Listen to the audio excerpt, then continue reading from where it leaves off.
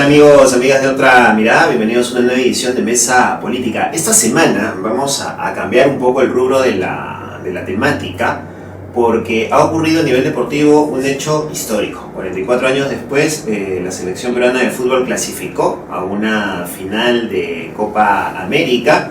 Y a pesar que no se logró el campeonato, se obtuvo un subcampeonato que ha sido bastante importante también, sobre todo por una dinámica que se pudo apreciar después de un partido muy difícil con Brasil en la fase de grupos.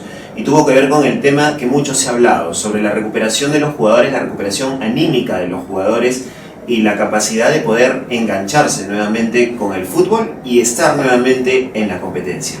Para hablar sobre ello estamos con Juan Comínguez. Él ha sido seleccionado de fútbol, ha participado también con nosotros en un programa especial que tuvimos aquí en Otra Mirada a propósito de la clasificación al Mundial, y él se ha desarrollado también como coach ontológico de la selección peruana de fútbol precisamente para esta Copa América, y él nos va a contar un poco sobre esta experiencia y la manera en la que se ha podido trabajar con estos muchachos de la selección peruana de fútbol. Juan, ¿cómo estás? ¿Qué tal? Bienvenido a Otra Mirada. Gracias, muchas gracias. Primero que nada, felicitaciones por el trabajo, por la obtención, porque entendemos que todo forma parte de un equipo y un trabajo conjunto. Y nada, la idea era conversar un poco sobre cómo se ha hecho este trabajo y por qué la importancia del coaching conjuntamente con el trabajo de los psicólogos que están en la selección. A ver, yo creo que el fútbol es tan fascinante por todas las cosas que ocurren dentro del juego y también por las que están en juego afuera, ¿no? Desde las emociones que se transmiten, desde el orgullo patrio que produce después, el sentido de pertenencia por los niños, y si lo llevamos también al tema de la presión económica, por decirlo así, que generan los triunfos o la televisión o todo ese lado también de negocio que tiene el fútbol. Dentro de todos esos aspectos del fútbol, lo único que siempre va a estar es el jugador de fútbol. De todos los demás podemos ser ausentes de eso, pero el jugador de fútbol es indispensable para que ocurra todo lo que alrededor de él ocurre. Entonces yo considero muy importante que este jugador de fútbol se sienta acompañado, esté acompañado en su totalidad y no solo, digamos, validado a través de lo que obtiene o cuando gana, y también vapuleado cuando pierde, ¿no? Entonces empezar a ver al jugador de fútbol, al comando técnico, o si se quiere a la organización o al fútbol en general, como algo más rico, como algo en constante aprendizaje, en constante movimiento, que eventualmente a veces compite, gana, pierde, empata. Entonces esa era mi mirada o mi aporte en la selección, y ese ha sido, digamos, mi propósito desde el primer día que empecé a trabajar. ¿Y cómo encontraste al grupo cuando llegas a los entrenamientos aquí en Lima? Luego, cuando están en Brasil, ¿cómo ha ido evolucionando ese grupo de manera anímica en cuanto al tema del esfuerzo, en cuanto al tema de sentir lo que tú mencionas, el tema de saber administrar los triunfos y las derrotas también, y los efectos de las mismas? ¿Cómo has encontrado y qué grupo estás dejando ahora a comparación del grupo con el cual te encontraste al llegar aquí? Yo resumiría esto como aprendizaje, ¿no? Cómo llegamos a la Copa, cómo de alguna manera estábamos arrastrando el tema emocional de la clasificación, de todo lo que se había generado alrededor de los jugadores de la selección, de cómo el golpe también con Brasil de alguna manera nos despierta, nos amaquea, y la posibilidad de reinventarse ahí muy pronto, a 5 días, ¿no? A 4 meses o al año siguiente, y con un rival muy fuerte como Uruguay, con delanteros que eran una amenaza constante, y yo creo que ese primer paso hizo ese triunfo de Uruguay hizo que digamos que el grupo vuelva a sonreír, vuelva a encontrarse, vuelva a juntarse. Pero me parece importante porque yo siento que lo empezó a hacer la semana previa al partido. Lo empezó a hacer antes de, y salieron a jugar ya, digamos, habiéndose mirado, habiéndose conversado entre ellos, habiendo puesto sobre la mesa las cosas que sentían que no les estaba siendo favorable para estar en ese momento compitiendo. ¿Y cómo es ese proceso?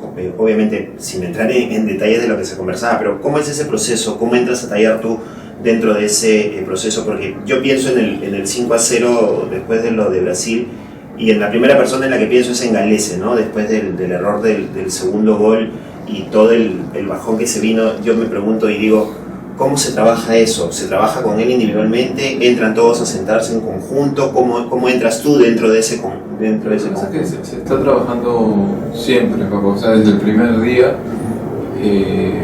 y no necesariamente cuando ocurre algo que finalmente es parte del juego, ¿no?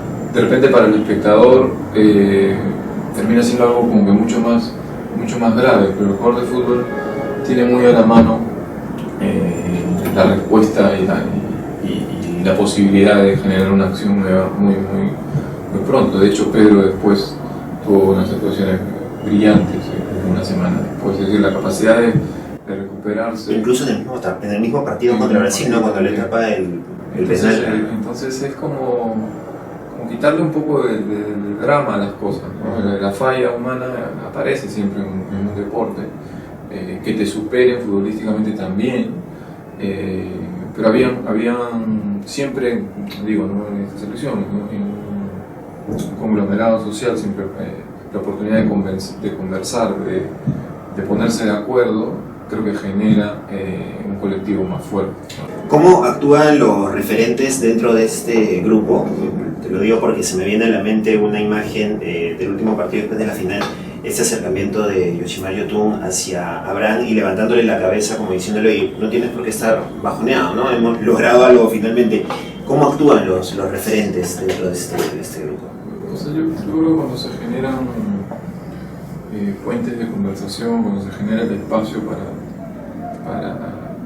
charlar entre todos, aparecen nuevos liderazgos, nuevas posibilidades de comunicarse entre ellos y de manera genuina aparecen los valores de estos chicos y propios del deporte, ¿no?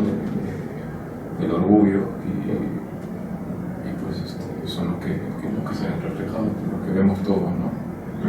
¿Y cómo analizas tú, ya desde la mirada más de opinión, ¿no es cierto?, más del análisis, el papel que se desarrolla desde la prensa, por ejemplo, y qué tanta influencia tiene también sobre los chicos al momento de este tipo de competiciones y cuando pasan cosas tan extremas, ¿no es cierto?, como ganar un partido, luego perder de esta manera por goleada y después llegar a la final? ¿Cómo influye esto y cuál es el papel que toman la prensa, los medios de comunicación en este tema?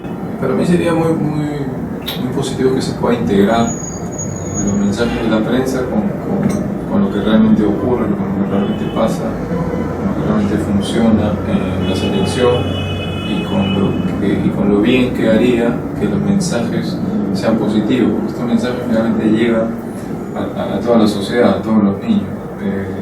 Entonces, si se lograra integrar los mensajes de la prensa con el mensaje de la federación, de la selección peruana, yo creo que se generaría un colectivo mucho más rico, mucho más entusiasmo en los chicos por parecerse a los jugadores de fútbol, se dejaría de banalizar los mensajes, se dejaría de ridiculizar la derrota.